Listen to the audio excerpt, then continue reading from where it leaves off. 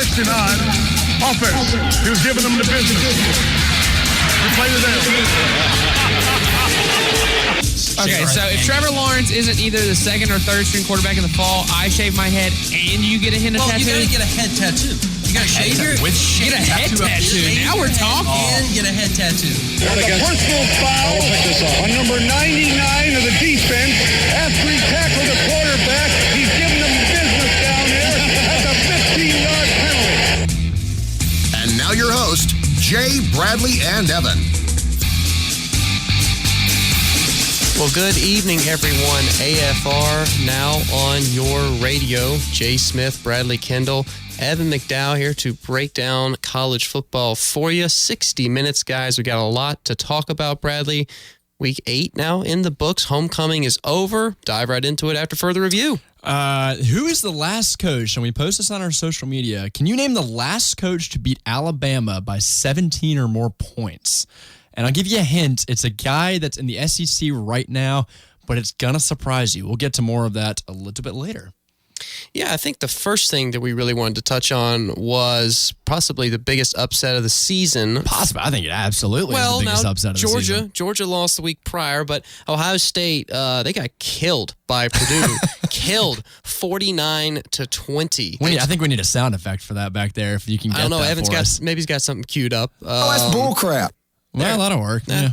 We'll have to work on that for next week. Room for improvement. But no, I mean, I guess Ohio State. I think those crickets, that's what you heard on the Ohio State bus going back home. Ohio State's making it a tradition to get blown out by Big Ten opponents in the middle of the season. They've done this now 2 years in a row. Is it fair to say that, and I heard this earlier on ESPN, is it fair to say that Ohio Stating is a word now? Because I know Clemsoning was the term that everyone threw around for a while, but I mean, gosh, Ohio State, you lose to was Virginia Tech a few years ago when you were like a top 2 team. You get blown out by Clemson in a bowl game. You lose to Iowa by 31, and then you lose to Purdue by 29. I think it's fair. Ohio Stating, Buckeying, what are we going to call it? I like Urban Meyering. Bleacher Report actually released an article earlier today that was talking about a little bit of tension between Urban Meyer and I think Gene Smith, the AD. Well, I'm sure losing Ohio State by that much doesn't help any bit of tension that might have already been there. No, and I don't know. I mean, this game in particular, there were a lot of implications for the Big Ten's playoff chances because now the highest-ranked Big Ten team is Michigan. And that game against the Wolverines is now not really just a play-in game anymore.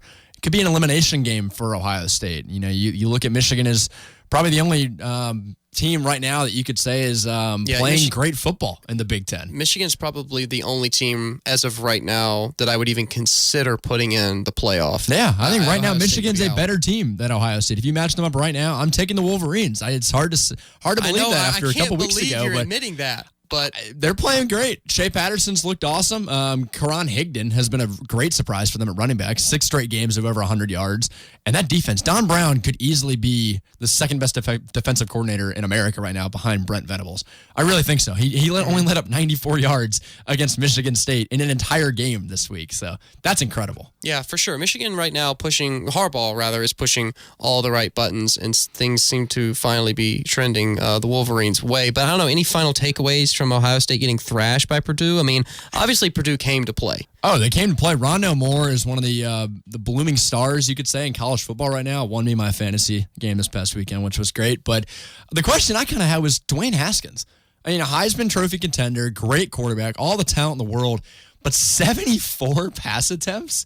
That's a lot. I mean, Trevor Lawrence had 100 through 6 games, but 74 in a week. You got J.K. Dobbins, you got Mike Weber, you got a whole abundance of talent behind you, and you're going to let him sling it for 74 passes? That just seems like a lot. I mean, he completed 49, and they still lost by 29 points. Quick trivia question for you before we move on to the next game we want to talk about. When's the last time Purdue beat a top 2 team? And who did they beat? Oh, boy, I saw this. It was like 1983 against Michigan State. It was 1984, and it was against Ohio State. Okay, the score was, I knew it was back then, 28-23. That was October 6, 1984. But I don't know. I mean, final thoughts on Purdue. They've won 4 straight after starting 0-3. This team was a early potential surprise / contender in the Big Ten early on in the season. Went on to lose 3 straight. You know, people kind of wrote them off, but I mean, those 3 losses, they lost by a combined 8 points. So it's not like they were getting blown out. This is easily, I think, the best 4-3 team in America. And they got to play Michigan State this weekend. That's looking like a very winnable game for Purdue. So you could see 5 in a row. It is, and that would definitely be very impressive. Moving on now, Clemson, NC State. This was, we usually... You don't want to dedicate a whole segment to this? Oh, we will. Yeah. Just to the Do you wanna beatdown? wait? Will. Let's wait a little Let's bit. hold on. We We got can a few more wait. games. LSU, Mississippi State. I'm down for that. Tigers 19-3 over the Bulldogs. Bradley, I know you've been high on Mississippi State for a little bit of the season. I know. So disappointing. LSU, though, they look like a legit playoff team right now. They do. I think they do. Burrow They is- remind me a lot of Michigan. You know, speaking of the Wolverines, play really good defense. They don't score a lot, but they do just enough. Joe Burrow, that's what he does. He's an average quarterback that'll do enough to win the game. He doesn't mess things up, kind of like Kelly Bryant was. He'll do enough. He'll provide enough offense to keep them in all their games. Look, he didn't throw a touchdown this game. I mean, he went. That's what I'm saying. He went 16 for 28, 129 yards and a pick. So Yeah. it's not like He's he not did flashy. outstanding, but his defense held Mississippi State to 3 points. Solid. I mean, they stifled Fitzgerald. And that's the one concern I might have for their game against Alabama, because Alabama's got a great defense. LSU's got a great defense, but you look at the offenses. LSU, I don't see them putting up over 30 points against Bama, and that's what they're going to need to do to win that kind of game. You're not going to hold Tua to 3 points like they did against Nick Fitzgerald. So that's the one concern I have for LSU. But if the run game gets going... But they put up 36 against Georgia.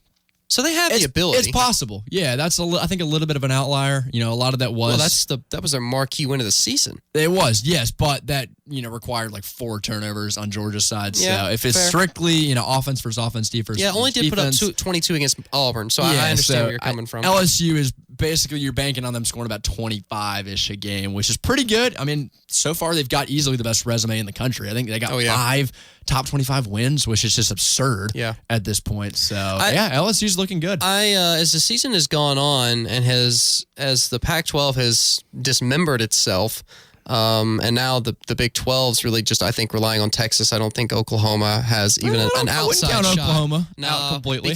because Texas has the head-to-head win against Oklahoma. Texas would have to royally screw up for Oklahoma to get to leapfrog them just within their own conference, let alone talking about the playoffs. You also got to remember, though, the top 2 teams in that conference play each other in the Big 12 championship game. So it's possible that Oklahoma could play Texas again. It is. It's if possible. Oklahoma runs the table the rest of the way, I mean, that's a big if. That includes wins against West Virginia. They play Kansas State. All I'm saying is that it goes back to this game we're talking about SEC with LSU, Mississippi State. All I'm saying is that with everything that's happened in the other conferences, as of right now, with how strong Notre Dame looks and how strong LSU looks, you could see 2 SEC schools in Alabama, LSU getting in. No, LSU's not getting in if they lose to Bama.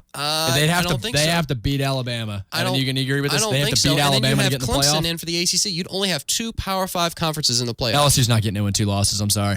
That's not going to happen. Texas is the only team that could leapfrog them, and they'd have to win out the rest of the year. No, there's still plenty of potential playoff candidates. So the 2-loss LSU is essentially written off. That's Like if you beat Bama, but you still lose to somebody else, let's assume Bama ends up running the table, winning the Iron Bowl, then their only loss is to LSU. So in a tiebreaker, LSU would make the SEC championship game. But if Alabama only has 1 conference loss, LSU has 2, then Bama makes the championship game. So a 2-loss non-SEC championship game attendee in LSU, definitely not. LSU has to beat Bama and end up winning the West and representing in the SEC championship game and winning the SEC championship game. So as well as they've been playing, they still got a lot of games to win. And LSU's had some good wins, but if you look at it at the end of the year... You just said they had the best resume in the country. But all I'm saying is if you look at the end of the year, if they would have lost 2 out of their 3 big games on the season, Alabama and Florida... They beat Georgia. Yes, but at the end of the season... You were picking them for the championship. At the end of the season, when you've got teams that have accumulated big wins, like Texas is against Oklahoma, teams like that... Yeah, but just a minute ago, you told me that Oklahoma still has a better shot than... wait. Who are you picking from the Big 12? Are you picking Texas or are you picking Oklahoma? Big 12, I don't think any of them are going to make the playoff at this point. I think the Big 12 is out. So then who's coming from the Pac-12? Let's go conference by conference. Pac-12, I don't think is... Washington State's the only team right now in the Pac-12. No way. They have 1 loss. If they run the table, they're theoretically still in the conversation. Do I have you on record picking Washington State? Well, by that logic, Texas is still theoretically eligible. Yeah. I don't think Washington State's going to run the table. I don't think Texas is going to run the table. So go back to Pac-12. Who, as of right now, would you put in the playoff from the Pac-12? Who has a shot? Nobody. Washington State's the only team. I don't think they're going to get so it. those two conferences are eliminated. So now you're left with Independence, ACC, SEC, and Big Ten. Yeah. Let's pretend The American Conference. And let's UCF. pretend Thank you. that Notre Dame gets in. Let's pretend Clemson gets in. Now you're left with 2 slots, and you've got Alabama, let's say a 2-loss LSU, and a team from the Big Ten, and an undefeated UCF. Alabama gets in. Okay, now you got 1 slot. So Notre Dame's in, you said. Notre Dame, is Clemson, in. and Alabama get in. Let's say they all get Notre in. Dame, Clemson, and this is Alabama as an SEC champion.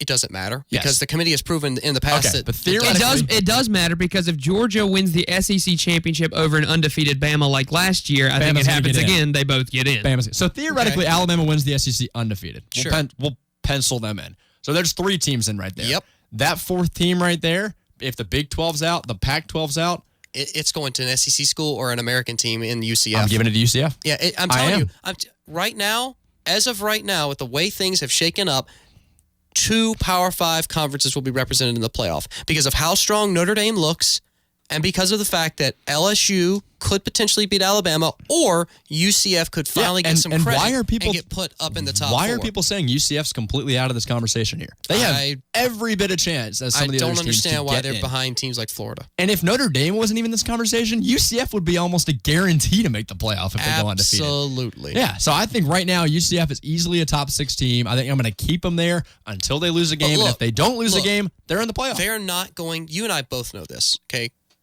A team like Texas gets a number 6 by their name because their name is Texas. Yeah, that is insane. Listen, we're not going to sit here because we could take 3 hours talking about how ridiculous the AP poll works. All I'm saying is that those teams have to lose. Washington State's going to have to lose. Texas is going to have to lose. I don't think Oklahoma stands a chance anymore because they already lost to Texas. And if Texas loses another game, I think the Big 12 is completely out. But you and I can disagree on that. All I'm saying is that right now, Clemson's finally hitting their stride. I was extremely impressed. And we'll definitely touch on that when we get to the second segment of how Clemson improved with this bye week. Alabama looks as solid as ever. Notre Dame looks like They theoretically should win the rest of their games. So they should go undefeated. So then you're only looking at one final spot. And if you've got an undefeated UCF or you've got a 1-loss, other team in the SEC, I don't see a team from the Big Ten getting in. Who else is going to get in? I mean, the Big Ten, yes. If Ohio State beats Michigan and then they end up winning the Big Ten championship game, they're probably still going to get in with a loss to Purdue. Now, if Michigan, gets tripped up against, say, Penn State in a week or two and then ends up beating Ohio State and they have 2 losses and win that conference, I don't think Michigan's going to get in. So if you have a 1-loss team in the Big Ten, they'll get in.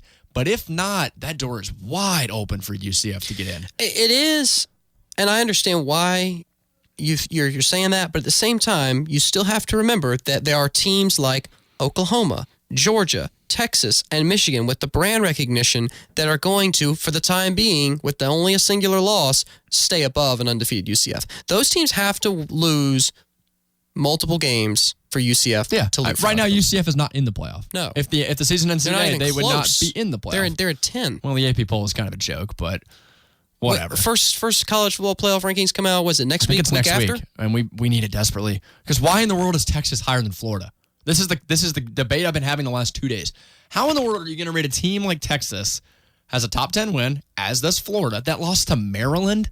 You're going to put them above Florida? Florida lost to a top 15 team Now, to in be fair, Kentucky. Texas has beaten Oklahoma, TCU, and USC. At the time of those games, all 3 teams were ranked, and those were impressive wins. Whether you'll admit to it or not, those 3 games are impressive. USC and TCU are no longer quality wins. I don't care what you're ranked at the time that you play the game. You got to look at the team that you're playing now. TCU has a losing record. TCU stinks. At the time of the game, USC, your upset pick from this past week, Jay, just got blown out by Utah. They stink. Those two are not then quality you're trying wins. to make the argument that a team can't change over the course of the season. I they can. absolutely can, because the Clemson team that we saw on Saturday is leaps and bounds better than the Clemson team we saw week 2, week 3, you week 4. cannot just act like losing to Maryland is no longer That was relevant. week 1. I don't care. No, it's week that was 1. week 1. That was so long ago, and the team has changed so much throughout the course of the season that, yes, it's a footnote. Well, and that's Yes, what I'm trying to point out to you about I was just about to say USC and that. But it doesn't TCU. matter. You're saying how much teams are changing. I'm telling you that what you just admitted were quality wins. Those teams have changed too, but for the worst. Guess what So that's else? how that work. That's how that win becomes less time of that significant. game, they were better. They Doesn't were matter performing now. better. No, Yes, no, they were yes, it not. does. Because now we see that they aren't better.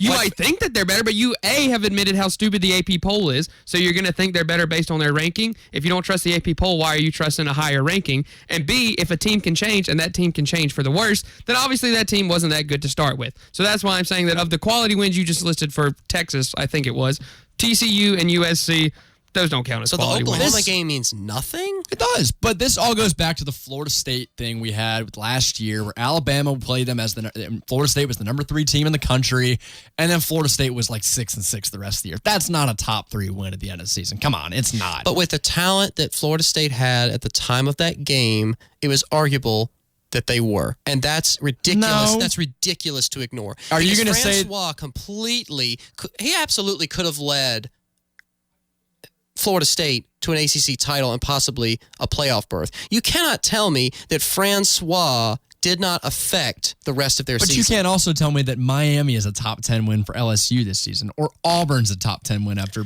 LSU beat them this season. They're not. Virginia Tech's not a top 25 win for Notre Dame anymore. There are plenty of teams that absolutely, as Evan pointed out, get that overrated hype, and they get that single-digit number next to their name like Florida State because of who they are.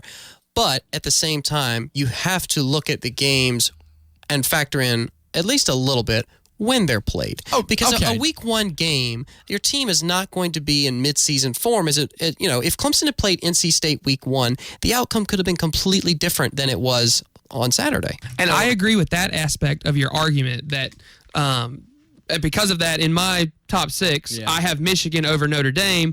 Even though Notre Dame beat Michigan, week 1, that's a different spectrum than what we're looking at now. So I agree with part of your argument, Jay, but I also agree with part of your argument, Bradley, which I guess is kind of why I'm here.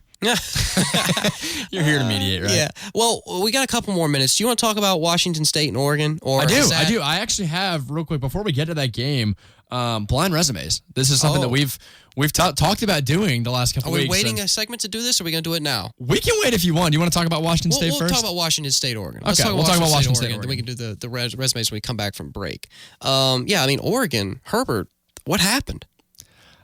I don't know. I don't think he played that bad. The first quarter was really the difference maker because Washington State got up big. They really jumped on him early. It's kind of like what happened with Notre Dame and Michigan in that first week. Notre Dame got up big and then kind of settled in. Washington State kind of got comfortable after that. Herbert started to climb his way back in. So I don't think Herbert lost Oregon the game.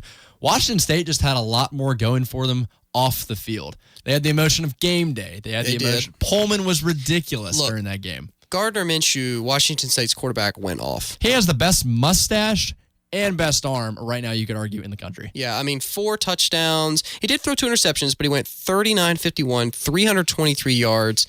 And then, their running game wasn't great. It's actually very similar to Clemson's because Etienne, I believe, only ended up with 39 rushing yards, and their leading rusher recorded 53 rushing yards. But yeah, they were able to just attack and completely dismantle Oregon's secondary. And why is Washington State not a top 10 team right now? And look at them right now. They just beat Oregon, knocked off a top 12 team in the country. Their only loss is a 3-point loss on a Friday night to USC, which we know those Friday night games, always have something a little bit different than a Saturday game. Well, they have a good test this weekend on the road at Playing Stanford. Stanford. Yes, they have Stanford and they got Washington in the year. So if Washington State can get past Stanford, which as we've seen the last 2 weeks, seems pretty achievable. Yeah. And they can beat Washington at the end of the year. I don't think that. Listen, I understand. If they go 11-1, they win the Pac-12. You could make a legitimate argument they should be in the playoff. I just don't see this Washington State team doing that. I think they're going to trip up against a team that they shouldn't, like Arizona or Colorado on the road. But I don't know. You think right now though that they should be a top 15 team? Easily top 15. I could argue 11 or 10 or 11 at this point. I think they deserve it. Well, I don't know. Well, hey, lots of good stuff we got to get to. Clemson, NC State on the next side of this break. That's next. Stick with us. To elevate your taste, we are showcasing our popular steak with flavorful builds. The steak and cheese sub, the Chipotle Southwest steak and cheese signature wrap, and the new Chipotle cheesesteak on the new Sunflower Crunch bread. You can also ask for your favorite sub to be made using the new Sunflower Crunch bread. At Subway, we're raising the stakes.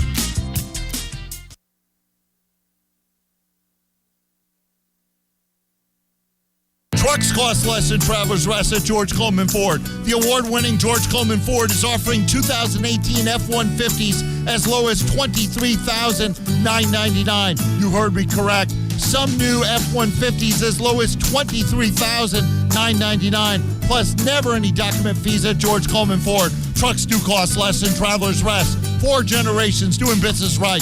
George Coleman Ford. After $4,500 in rebates, must finance with Ford.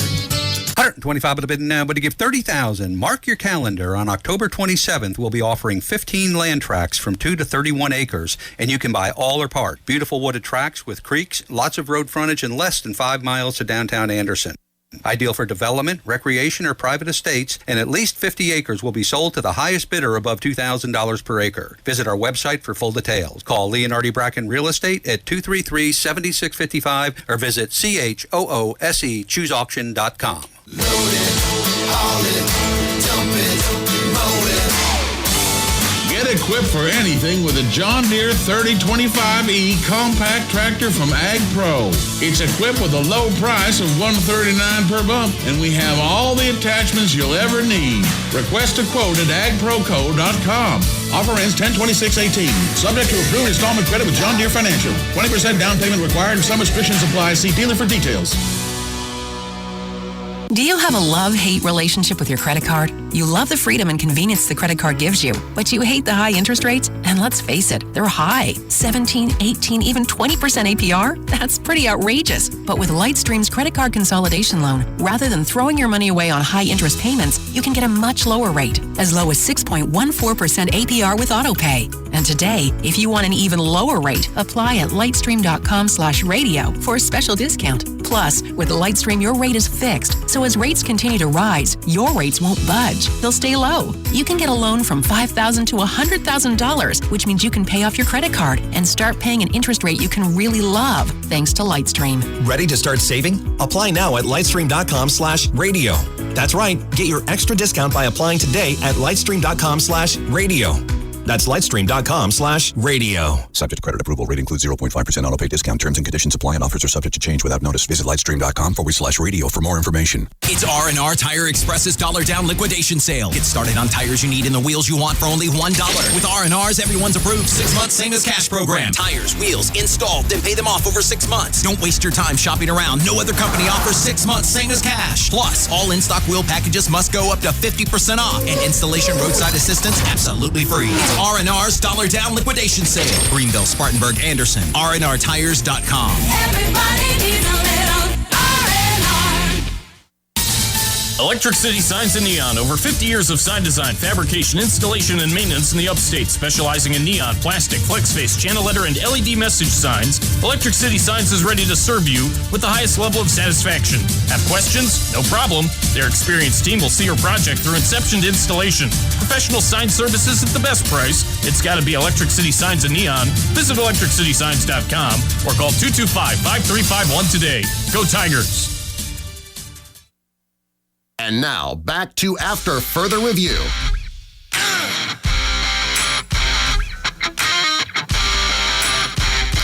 Welcome back. Oh, can we just take Thanks a minute real quick? so I know you're much for gonna. spending I know your you're gonna Monday lead us evening in. with us now, Bradley.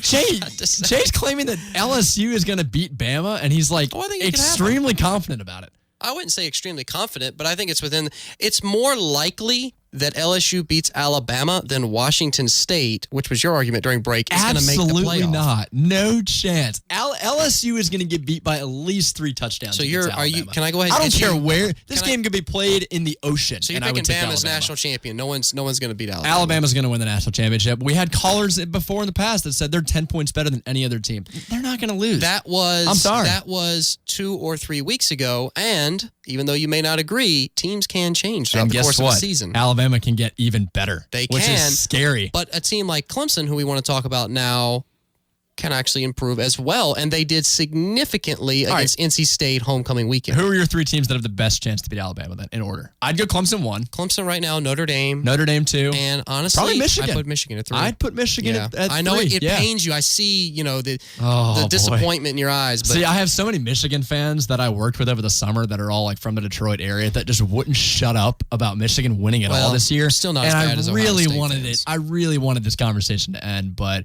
until they lose, it's going to keep happening. Clemson, though, NC State, we do need to break this game down.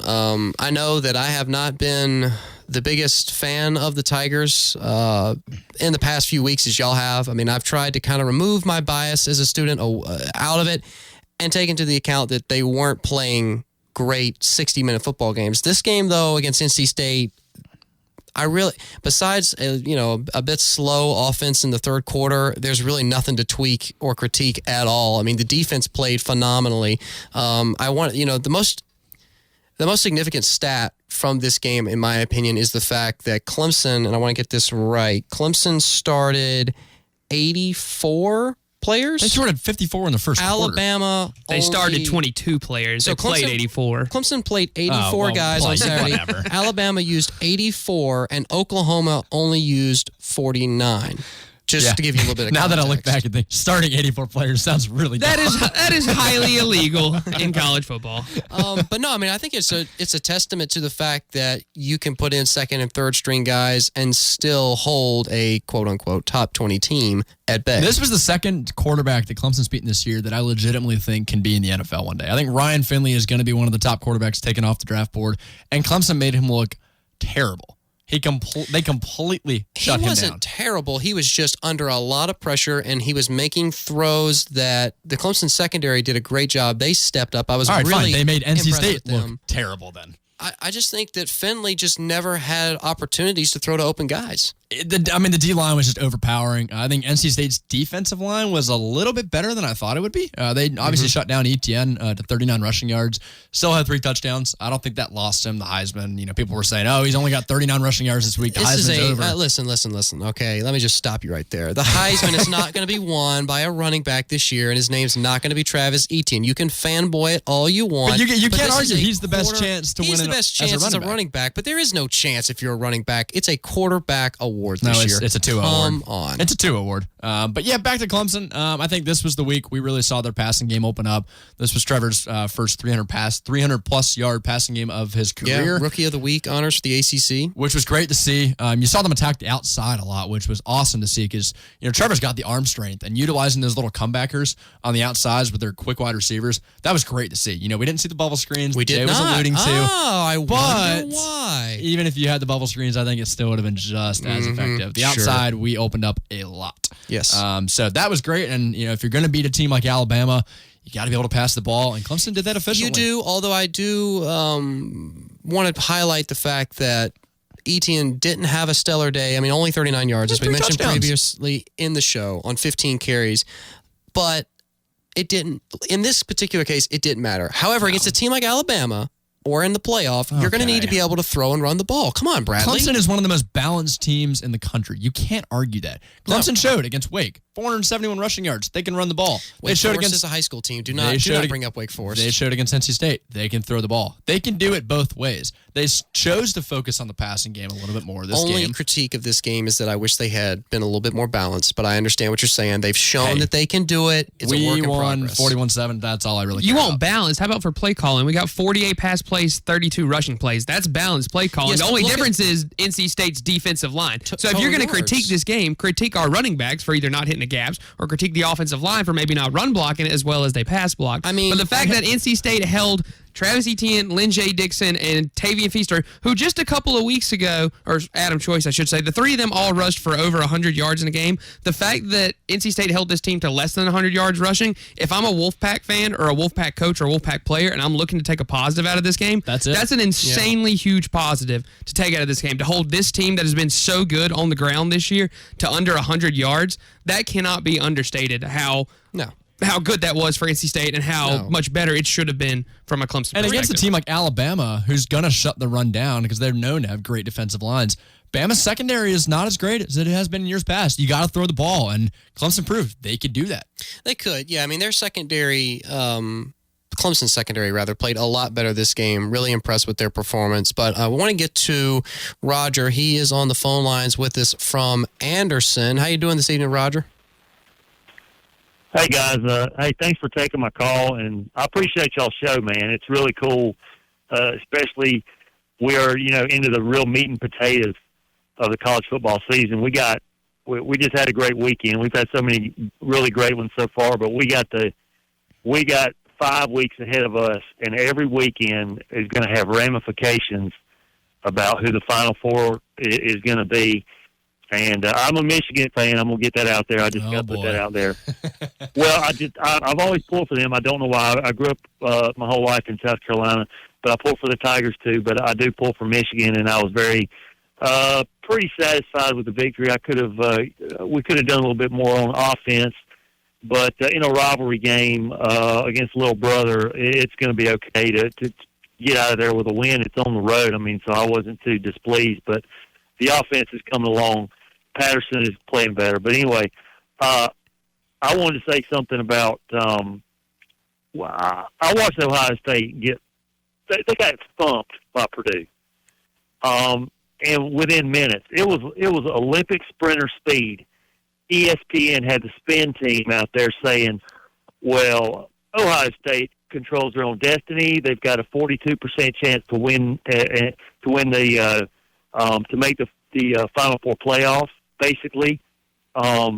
Michigan's got a 32% chance. I don't know where they come up with these percentages. I guess it's because Michigan plays at the Horseshoe this year.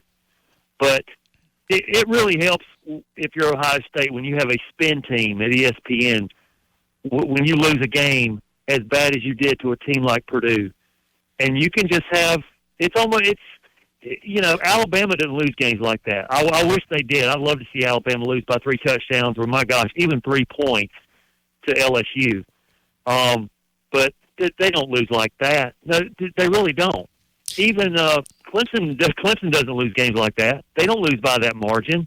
No, not anymore. I think, with the AP poll, we've talked about this multiple times this show already. Each team, it seems, in the top 10 has their own little spin team with the AP poll writers, and a lot of teams are given the benefit of the doubt, Bradley, with getting rankings higher than are probably justified. And ESPN just seems to love Ohio State more than any other team, it seems, out in the country besides Alabama. And the numbers, I don't agree with those at all. The 48% thing, that's ridiculous. Come on, Michigan's a better football team right now than Ohio State, and they would beat them one-on-one. So Michigan should deserve a better chance to get in. Yeah, that part's just ridiculous. Well, they do play them at Ohio State, but Michigan's only blemish is still Notre Dame, who's undefeated. Notre Dame controls their own destiny. I hate to admit it, but they do. I don't know where they're going to trip up. I have a feeling that they will. Southern Cal could beat them. They've got a few more tough games. They played the toughest games they're going to play, I think. Do they play Miami this year? They don't. The rest of their games, you got Navy at Northwestern, home against Florida State, home against Syracuse, and then you end the year at USC. Florida State's going to be a struggle because Florida State is not the same team it was 3 weeks ago, and I'm thinking Clemson. Yeah, Clemson's going to win against Florida State, but it's going to be a bit of a struggle. They're I hate to say it because I can't stand the Seminoles, but they've sort of turned the ship around. At least they're not playing not to lose, and they still got the athletes to compete.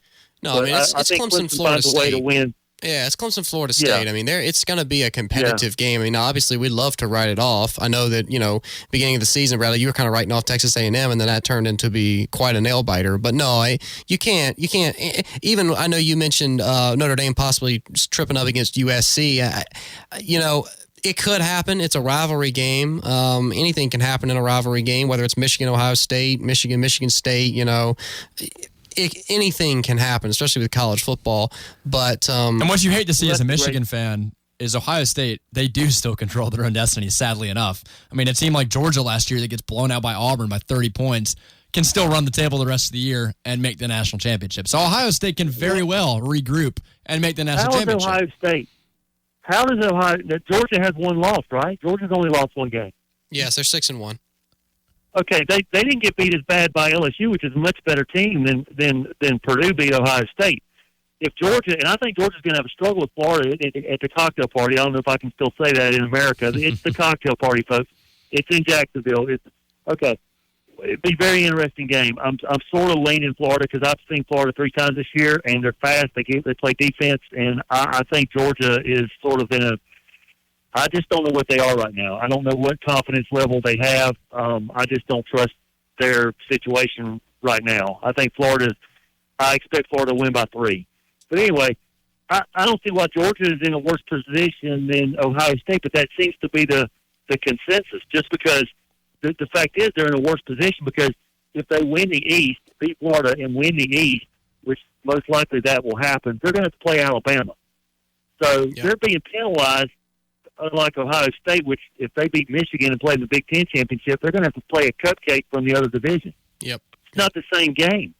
No, yeah, and that's definitely something that could play a factor in, the percentage, the FPI, and everything that ESPN, all the metrics that they put together. Roger, we do appreciate you taking the time to call in and talk with us about that. Great show, guys. Thank you. Thank you. All right. I don't know. I mean, Bradley, it's really hard because the only time we get to see a lot of teams playing other teams that aren't in their conference are either the beginning of the season or a rivalry game. Or bowl games. Or rivalry games. Potentially, yeah. And, he talked about Georgia having the difficult road. Back to that Georgia-Florida game, I don't even know who's going to win this game. I really have no idea who to predict to win this Georgia-Florida game because you got a Florida team. I wasn't buying them early on in the year like Michigan. I'm buying them now. Wasn't really buying them. They beat LSU. I almost want to say that was a fluke because I still don't buy Felipe Franks as a quarterback. I don't think Florida's even maybe a top 10 team right now, but on paper, they deserve it. And they deserve it because they beat LSU by that much. And, a team like LSU. Mississippi State. That destroyed Georgia. They've beaten other teams. Wouldn't that, by definition, make them a top 10 team? That's what I'm saying. Like, for some reason, in my mind, I don't see Florida as a team that should be in the top 10. You still got a carryover from one of those last Jim McElwain years that Florida was just god-awful. And that's what you're thinking of. And that's where was to Kentucky. And that's where Georgia's getting kind of the benefit of the doubt. They're riding that high from last year, making the national championship game. Not the same team. I think that's a good point. It's not the same team. That's funny because that's all I heard preseason was how this is the same Georgia team. Georgia's going to be back and they're going to be better, and it's basically the same personnel. So that comment right there is very interesting to me because all I heard preseason, not specifically from you, but just in general. Just in general, it was all about, oh my gosh, Georgia's back. No one left. Like, they're just going to rebuild. Yeah, and I think that game against LSU was not a crystal ball for how Georgia's going to perform the rest of the season because Jake Fromm's a better quarterback than he performed that day. He is. The defense is probably a little bit better than they are in that game against LSU. Teams are week to week, man. Teams can change in the blink of an eye. That's the thing we're learning is that there's flaws about each team. I mean, you can... Except Alabama. Well, except Alabama, of course. But, Saban's saying that, the secondary might not be as great. Tua had that little ankle injury. Saban can say whatever he wants. You can just look at the eye test. You mentioned before the show, Brad and Ben on their show earlier this morning, we're talking about they prefer the eye test over the AP poll for that very reason. You don't have to, you can sit there and look at the team and be like, yeah, okay, it doesn't matter who Alabama's played. They're the best team in the country. That's why I think UCF is up there.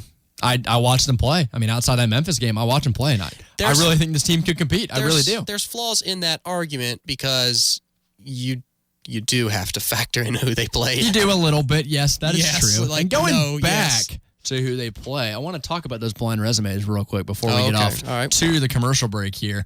So, I went through, I was trying to pick 2 teams that, people might be either underrating or overrating. We've touched on a few of those teams already so far. These teams are currently ranked in the top 10? These teams are currently not ranked. They're ranked in the top 15. Oh, my. Okay. Top 15. So Team A, and we can switch over to the commercial break after we talk about it if we want. We can do that. Team A is 6-1 this year. They have 2 wins over currently ranked teams. The rest of their schedule, they play 2 more ranked games, and they're in the top 20 in both offense and defense right now. Team B is also 6-1. They have not beat a ranked team all season yet. They have 3 more ranked games on their schedule, and they're in the top 30 offense and defense. Which teams are they? Got to ponder that. I'll let you think about it. We'll cut to break. We'll let you think about it. Come back. We'll pick it up when we come back. We'll talk about it. Excel Truck Driver Training has your ticket to a better future. Excel offers certified Class A and Class B CDL courses taught by experienced instructors. Your first step to a fun and rewarding career. Flexible scheduling that includes days, nights, or weekends. Class A training is 160 hours. Class B training is 70 hours. Convenient location off I-85, exit 39 in Piedmont. Call today for more information. Don't sell yourself short. Excel. Excel Truck Driver Training, 864-844-1961. Pack your bags. Frontier Airlines has arrived at GSP International Airport with nonstop flights and low fares to Denver, Las Vegas, Orlando, and Tampa. Book your trip from GSP at flyfrontier.com. Frontier Airlines. Low fares done right.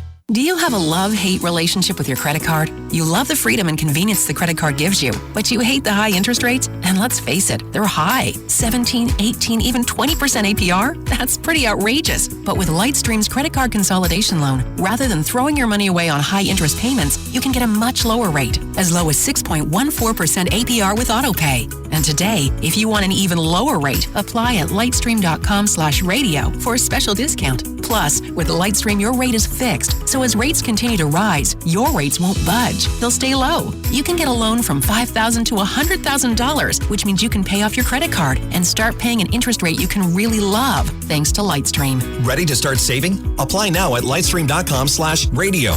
That's right. Get your extra discount by applying today at lightstream.com/radio. That's lightstream.com/radio. Subject to credit approval. Rate includes 0.5% auto pay discount. Terms and conditions apply, and offers are subject to change without notice. Visit lightstream.com/radio for more information. It's auction time. Saturday, October 27th, Johnny King Auctioneers returns to Hollis Jackson Farm in Inman, South Carolina, selling farm and construction equipment, cars, trucks, golf carts, tools, and more. Anybody can buy or sell. Visit jkauctions.com for details and photos. Check the website daily for updates. Bid live at the auction or online. That's Saturday, October 27th at 566 Edwards Road in Inman, South Carolina. Johnny King Auctioneers bringing buyers and sellers together. Go Tigers! Bring your own tools, pull the parts you need, and save big. At LKQ Pick Your Part, you'll find millions of parts from hundreds of cars and trucks to choose from. Right now, download our PYP Garage app. Get instant notifications when your vehicle comes to an LKQ Pick Your Part near you. Sign up for our PYP Garage and start earning points towards discounts on future purchases at LKQ Pick Your Part. It's easy and free to sign up. Visit LKQPickYourPart.com for more information, or visit us today and save big. What's in your garage? Booking your flight to see the Tigers play this weekend? Before you leave home, make sure your ID will fly by switching to a real ID with the correct documentation at any SCDMV branch. Visit scdmvonline.com for a complete list of what's needed to purchase your real ID today and see if you're eligible to buy yours from the comfort of home. Again, that's scdmvonline.com and search Real ID. Don't delay. Buy your real ID today. Providence Staffing has been helping employers and job seekers come together. Whether it's hospitality, general labor, skilled construction, heavy equipment operators, or housekeeping, Providence Staffing can help you in your new career or advance your current career. If you need employees or a job, put the power of experience to work for you. Call Providence Staffing, where their talent is finding your talent. Call 442-6002. Online at providencestaffing.com. Fried chicken just like Mama makes. Seafood platters and fresh fried oysters. Not to mention our famous lizard dinner. No kidding. Who serves up all this deliciousness? The Chicken Basket. 226-3242. Highway 24 in Anderson. And now, back to Jay, Bradley, and Evan. Welcome back, everyone. I always wonder how quickly this hour flies by. I mean, here we are. We're starting our last segment, and it's just, I don't know. I feel like I sit down, I blink, and then I'm 47 minutes. Like the seconds go by a lot quicker into the show, than they do normally in class. But yeah, no kidding. An hour in class is not an hour on the radio. Let me tell you. We did talk about the blind resumes. Bradley listed out some stats for us right before we cut to break. Let's revisit that, read them out again, and then we will go from there. So Team A, 6-1. They have 2 wins over currently ranked teams. On their schedule remaining, they have 2 more ranked games coming up, and they're both top 20 in offense and defense, which was very surprising. But Team B is also 6-1, have not beat a ranked team yet this year. They've got 3 more on their schedule coming up, and they're top 30 in offense and defense. Team A, the Washington State Cougars. Yeah. Coming off a big win against Oregon. They're 14th in the polls right now. I argue they should be higher. I really do. The 6-1 record that you offered kind of gave it away for me. A little bit. With the Washington State. Bit. It didn't take me very long to piece together who that might have been. Yep. And then the second team. Team B, also 6-1, have not beat a ranked team yet this year. Now they are currently ranked teams. That's current but ranked once teams. I list the team and I list who they played, you can understand why I put the that asterisk metric out there. It's Georgia, and they beat South Carolina, who was 24th. South Carolina's not a top 25 team. Come on. Even you, Mr. South Carolina homer, you can agree with that. No, I mean, you can try and smear me all you want. I'm still going to go down as saying that I want to play teams that have good records. So if you match those teams up right now, who are you taking, Washington State or Georgia? Oh, if I had to do a head-to-head? Head-to-head right now. At Evan? Where's the game being played? Are we talking Athens or Pullman? How about Because that sways my vote. How about right smack dab in AT&T Stadium? I'd pick the Cougars. We'll go in the middle. I'd pick the Cougars. In a dome. I'm taking Georgia. I'm taking Washington State, dude. If Washington State beats Stanford this weekend, I think that only adds to their resume, but I think it proved the point that they can contend they beat with Stanford teams this week. outside their conference. Could be a top 10 team. They got to play like Colorado and I think Oregon State or somebody coming up after that. And then they got Washington at the year end. So that's obviously going to be a big game. But if they get through those, I'm telling you what, that Pac-12 South, they got to play USC or Colorado. A lot of ifs. But Gardner Minshew, that mustache. Looking really good. So, all right, I got some fun numbers for y'all. Most from this past weekend's slate of games, and then looking ahead just a little bit. And I want to see what y'all thought about these numbers because my first impression and y'all's first impression probably not the same. You really are the bear, aren't you? I really am. I enjoy this role immensely. So, my first set of numbers are going to pertain to the scores from the Purdue-Ohio State game, as we already talked about. Purdue blew them out. Yep, but you wouldn't realize how bad it is till you look at the box score and realize that Purdue scored more points in the fourth quarter than Ohio State did in the entire game. Wow. Purdue scored 28 points in the fourth quarter. They were pretty consistent up until then, scoring a touchdown in each of the first three. Wow. But then in the fourth quarter, they decided to score 4 more touchdowns. You know, that reminds me of a fun fact. You might even have it up there. Alabama had more points through, I think it was one quarter, than Tennessee had like total yards. They had 28 points and Tennessee had like 27 yards. Well, I mean, what else did you expect? Yeah, I mean, but still, like, that's really just expecting Tennessee that's just incredible, though. What, would you believe me if I told you that Trevor Lawrence threw for more yards this past weekend than Tua Tagovailoa did? Not at all. Tua played 3 quarters. Well, still. If that. No. He had the game of his career. I want to talk about that real quick. So people were knocking, we talked about our Heisman front runners on the Game Day show this past weekend, and the argument brought against Tua was he hasn't played the third quarter yet. And that should, be docked against him for not accumulating the same number of stats as like a guy like Dwayne Haskins or Kyler Murray. I just laughed. I was like, it's like Steph Curry. Steph Curry can play for 3 quarters, go off, and then not play in the fourth quarter. You're really going to punish him for that? Like, yeah, I don't. Tua is obviously the unanimous Heisman favorite. Can we agree with that? Oh, yes. Okay, cool. Oh, yes. All right. It should be. I want to clear I this would up. think so. Yeah, I'd imagine so. All right. Where was my other number? Oh, so the spread for the Clemson-Florida State game looking ahead to next week? 16 is what I'm looking at, but still very similar to NC State. I know we talked about it being a rivalry game earlier and how anything can happen in a rivalry game, but under the umbrella of anything can be a 30-plus point win. So I wouldn't be all that surprised if we see another 41-7 beatdown in Tallahassee this weekend. See it. I think Clemson's going to go up at least 24-30-0 before Florida State scores. I really do. I think as Florida State has gone throughout the season, they've obviously improved. Now, I'm not saying that they're going to come out and contend with Clemson for all 4 quarters. I think there'll be moments in the game where Florida State has some momentum. I mean, the tomahawk chop is not chop, rather. It's tomahawk chalk. What you write on a tomahawk blackboard with. But it's going to be chalk. The Florida State chant, it'll be intimidating at certain points of the game, but I still think that for the vast majority, Clemson's going to handle it with ease. I don't think that we're going to throttle them to the point where we beat NC State down this weekend. And you say Florida State's improved. Yes, after that Syracuse game, they beat Northern Illinois, they beat last place Louisville, and they beat Wake Forest. Well, and from where Florida State started the year, they had nowhere to go but up. Exactly.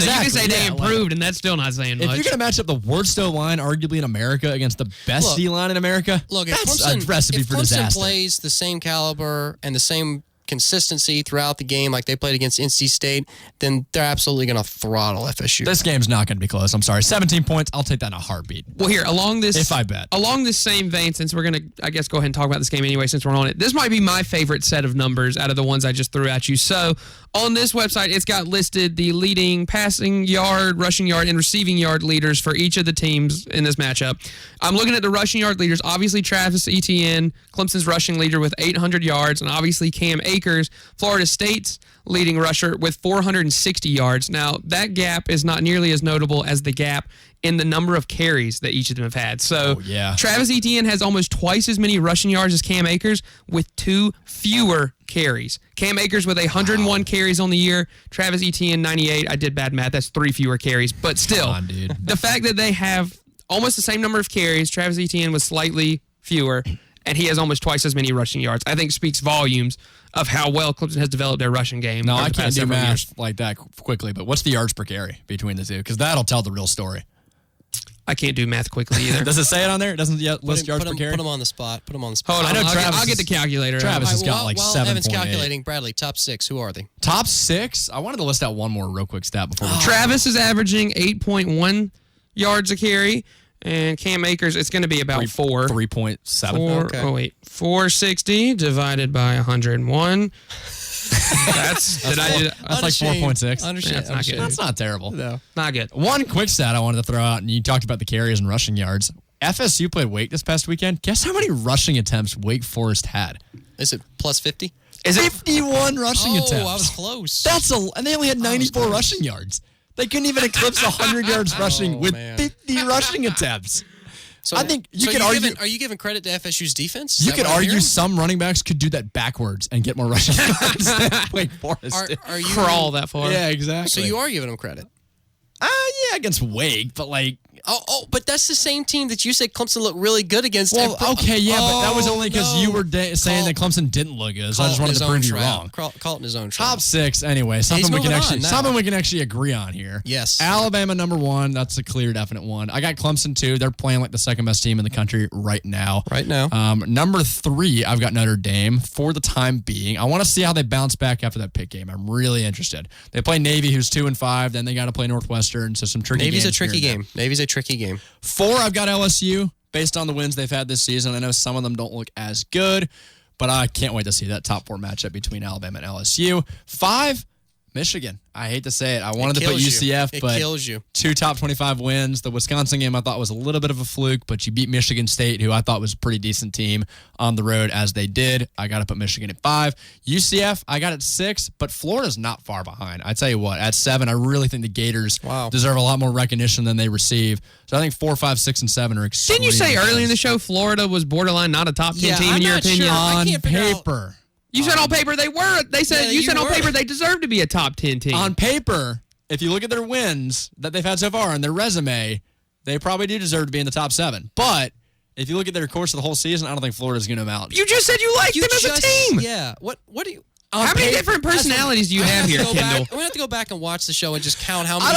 We'll watch this audio recording for sure. I think Florida's record thus far and the teams they've beaten is a little bit of a fluke. I really do. I don't think they're going to beat Georgia this weekend. I don't think they're going to do well the rest of the season. Obviously, we disagree on who's outside the top 6. My top 6, though. We also disagree on what Bradley just said. Very true. Because we don't seem to know. I should have just stopped at 6. Very similar to mine. In fact, identical. I have Alabama at 1, Clemson at 2, Notre Dame at 3. I think that's the order with the unbeatens. I just don't think UCF has gotten to that point yet to be included with those 3. Come on, you know you want to. LSU is the most impressive one-loss team because of their resume. It's not even close. They're 4. Michigan right now, I have them at 5. And then Texas, I have at 6. Give me a break. Texas? I got Texas at 6. At 6. Okay. Evan. All right, here's my top 6. I'm going to be different from y'all because somebody's got to be right around here. Number 1, Alabama, obviously. Number 2, Clemson. Number 3, I'm going LSU here.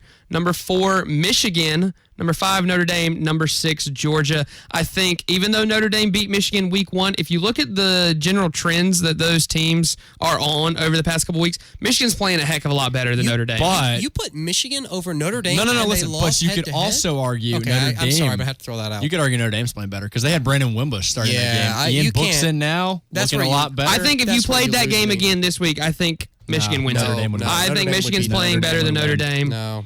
I think Michigan. And plus, Michigan gets the benefit of, if these were actually playoff rankings, Michigan gets the benefit of a conference championship game, whereas Notre Dame has to sit at home and watch. And we've seen in the past how not playing in a conference championship doesn't bode well for you making the playoff. Insert Baylor and TCU in 2014. But This is undefeated. Notre Dame. This is the biggest independent name in college football. I don't care. They got smoked by Alabama in the national championship a couple years ago. They had no business being there either. And also, look at the number that's next to that first number for Notre Dame's record. It's a 0. Yeah. They're undefeated. Well, I don't. Sorry. I don't care. Count. No argument. That's got to count for Well, something. so is UCF, and we're putting 9 teams ahead of them too. Just because you're undefeated does not mean you deserve to be highly ranked. Bradley, That's what I'm saying. 9 teams? I put like 2 teams ahead of them. No, UCF is 10 in the AP poll. That's dimwit. dumb. Well, that's dumb. We're going by the national ranking standards, not 3 guys who no one cares about their rankings. But listen, you can't. There's No one should care about the AP There's no rankings either. argument for putting a team above another team that they beat head to head. That's ridiculous. Well- That's ridiculous. Well, then why is Florida behind LSU? Then why do we play head to head games? Then listen, why is Florida behind LSU? I didn't say I agree with It's that. arguable. LSU's a better team. That's why they're ahead of Florida. That's what I was trying to say before. I don't think Florida's a better team than LSU. I just think in that one day, Florida happened to win the game. And I don't think Notre Dame is a better football team than Michigan. I think on that one day in week 1, they beat them. You're still wrong. Well, somebody's wrong around here. It ain't me. I've been right 4 weeks in a row. There's a minute left. So Upset pick, real quick. score predictions. I want to go upset pick real quick. Okay, well, Who you are got to make taking? it fast. You got to make it fast. I'm taking Northwestern over Wisconsin. I think it's possible. Northwestern's a bipolar team. They're going to be good this week. Evan? Oh, man, you're putting me on the spot. I'm not prepared. I have no upset picks, so I'm going to move on to my Clemson FSU score fine. prediction. We'll have to do an Instagram video on upset picks. 40-13, Clemson. 40-13. I'm going to go 38-10. 35-17. And just because I'm on the spot, upset pick. Let's go. No, you know what? I'm not going to make an official upset pick because I don't want you holding it against me if I'm wrong. I'll come up with it later. I'd hate to see the streak ended. Well, how long do you think Trevor plays? Whole game? The whole game. I hope he plays the whole game. I hope he But plays. if we get to a point, I hope he plays 3 quarters, I should say. He'll play at least 3. Yeah, I think he plays at least 3 quarters, and then we switch it up. All right. Well, I'm making the road trip with a couple buddies down to Tallahassee. Figures to be a great game, but we are out of time, unfortunately. Always fun bringing you another edition of After Further Review. For Evan, Bradley, and myself, we'll see you next time.